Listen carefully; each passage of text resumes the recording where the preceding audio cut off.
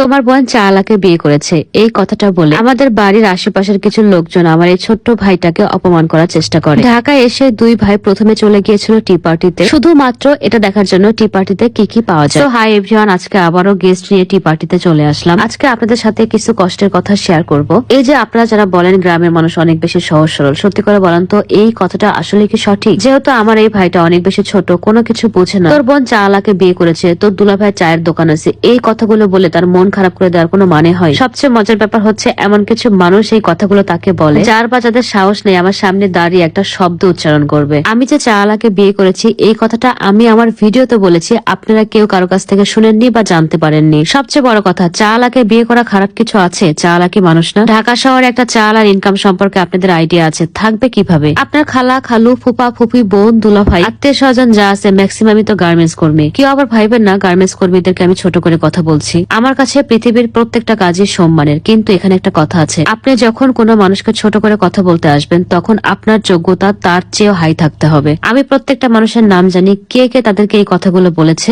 আমি এবার গ্রামে গেলে তাদের সাথে দেখা করবো শুধু এটা দেখানোর জন্য তাদের মা খালা চাচা ফুবুদের কত যোগ্যতাবান মানুষের সাথে বিয়ে হয়েছে বা কোন ফ্যামিলিতে তারা বিয়ে করেছে। একটা মেয়ে সব সহ্য করতে পারে, কিন্তু তার হাজবেন্ডকে কেউ ছোট করে অপমান করে কথা বলে এটা কেউ সহ্য করতে পারে না। আর সবচেয়ে বড় কথা হচ্ছে সবকিছুর একটা লিমিট আছে। আমি অনেকদিন ধরে এই কথাগুলো শুনছি। যাই হোক, শীতের সিজন উপলক্ষে টি পার্টিতে প্রতিদিন বিকেলে অনেক রকমের চা বানানো হয়, যেগুলো খুবই ইউনিক এবং খেতে এত বেশি মজা। যেমন এই যে গুড়মালাই চাটা, এই চাটা যদি একবার খান বিলিভ মি আপনার বারবার খেতে ইচ্ছে করবে। এই চাটা যখন খাবেন তখন পাটালি গুড়ের একটা ফ্লেভার পাবেন, এন্ড কাপ ভর্তি মালাই। চায়ের সাথে মালাই খেতে কিন্তু আমাদের সবারই অনেক বেশি ভালো লাগে। এখানে ছিল হচ্ছে চকলেট মালাই চা, বাদাম মালাই চা এন্ড স্পেশাল কুলফি মালাই চা। তারা দুজনে যেহেতু ছোট, ওদেরকে মালাই চা দিয়েছে এবং চা গুলো খেয়ে ওরা একদম পাগল হয়ে গেছে। বারবার বলতেছিল আপু চাও খেতে এত বেশি মজা হয়, এবং চায়ের এত নাম আছে এটা শুনে অনেক বেশি মজা পাচ্ছিল অ্যাকচুয়ালি। কারণ আমরা যারা গ্রামের মানুষ তারা দুধ চা, আদা চা আর রং চা ছাড়া কোনো চায়ের নামই জানে না। এখন আমরা কিছু ডেজার্ট আইটেম খাবো।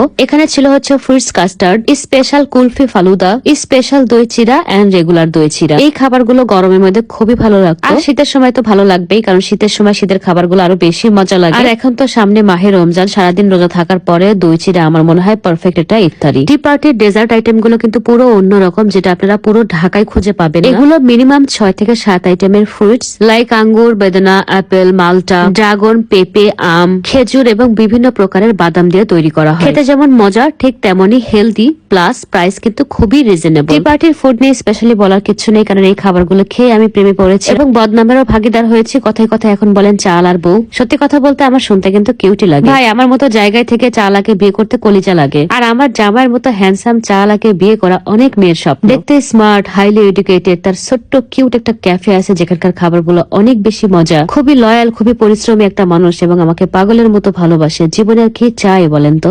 একটা কথা বলি, আমার চরকায় তেল না লাগিয়ে নিজের চরকায় তেল লাগান, আর অবসর সময় টি পার্টিতে এসে এক কাপ চা খেয়ে যাবেন, মন হৃদয় সব ফ্রেশ হয়ে যাবে। টি পার্টির অ্যাড্রেস হচ্ছে মিরপুর 6 এভিনিউ 5 ব্লক এ, ঢাকা। আজকে পর্যন্ত সবাই ভালো থাকেন, টাটা এন্ড টেক কেয়ার।